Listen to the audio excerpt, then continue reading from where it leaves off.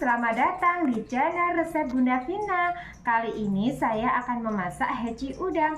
Apa saja ya bahan-bahannya? Yuk kita simak. Di sini ada gandum, ada kecambah dan daun bawang, ada kol yang sudah saya rajang, ada juga wortel yang sudah saya rajang juga, ada udang yang sudah saya kupas dan saya bersihkan, ada telur, ada garam penyedap rasa, ada merica bubuk, dan juga ada bawang putih. Yuk kita simak bagaimana ya cara membuatnya. Kita panaskan minyak ya.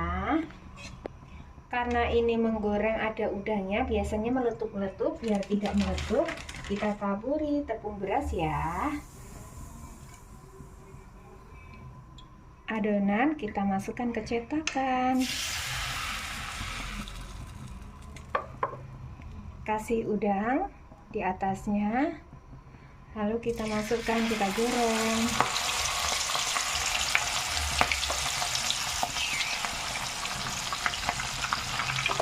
Kita masukkan udang lagi,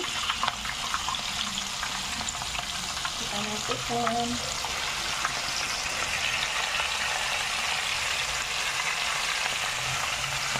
Nah, selanjutnya kita lepaskan, hati-hati.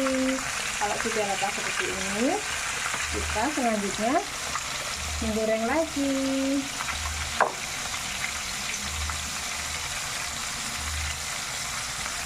Masukkan.